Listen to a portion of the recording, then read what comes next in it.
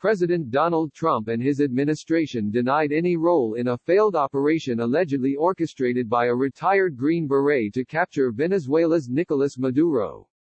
The strongman socialist president said Monday that his security forces had captured 2 U.S. citizens among dozens of what he called mercenaries that attempted to storm the country by sea on Sunday and Monday. Blaming the U.S., his neighbor Colombia, and Venezuela's political opposition, led by National Assembly President Juan Guaido, Maduro waved the 2 men's U.S. passports on state television and displayed equipment he said came from their boat. The bizarre incident has seized headlines in recent days, with Maduro and his allies casting it as another American-led effort to push him from power and the State Department suggesting it could be part of a major disinformation campaign underway by the Maduro regime. Speaking to reporters at the White House Tuesday, Trump said he was just hearing about it, but whatever it is, we'll let you know. But it has nothing to do with our government. The man reportedly responsible is Jordan Goudreau, a retired Green Beret based in Florida who runs a private security firm.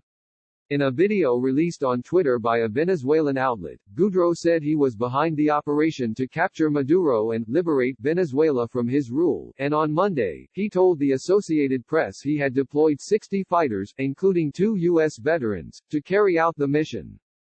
Once one of the Western Hemisphere's richest countries, Venezuela has faced an economic, humanitarian, and now political crisis in recent years, as Guaido and other opposition leaders have tried to push out Maduro over his mismanagement of the economy and consolidation of power.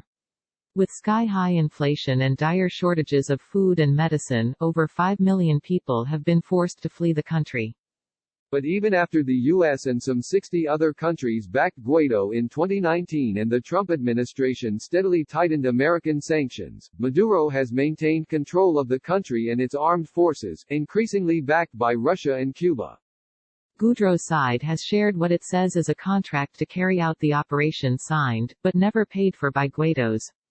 But the opposition leader forcefully denied any involvement in Goudreau's scheme, telling the Venezuelan National Assembly Tuesday, "Nicolás Maduro, you are responsible. They knew about the operation, they infiltrated them and waited for them to massacre them."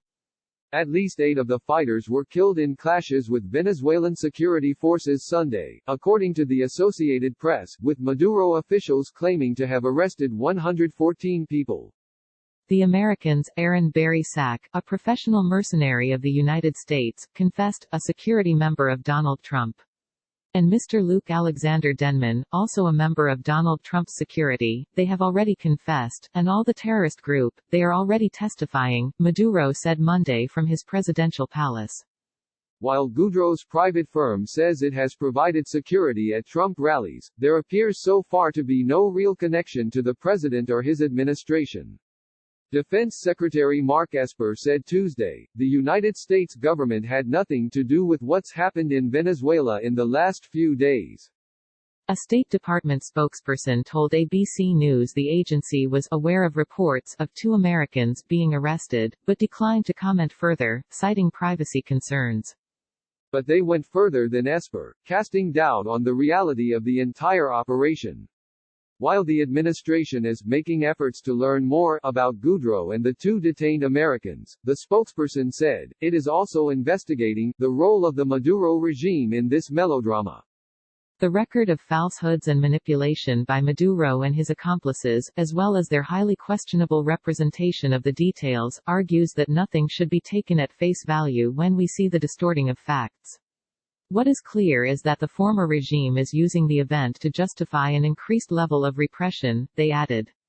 In particular, the spokesperson insinuated that despite the Associated Press's reporting that the raid had been planned for months, the spectacle was meant to distract from a riot by prisoners at Los Llanos prison in the city Guanare on Friday. Prisoners protesting new restrictions on food delivered by family were met with force by prison officials, sparking a deadly confrontation that killed at least 46 people and injured more than 70. Goudreau told the Associated Press his calls to U.S. officials had so far gone unanswered as he seeks help for Barry and Denman, who he said he served in the U.S. military within Iraq and Afghanistan. His last communication with them was Monday as they were adrift in a boat near Venezuela's Caribbean coast, just north of the capital Caracas, after an initial confrontation with Venezuelan forces Sunday.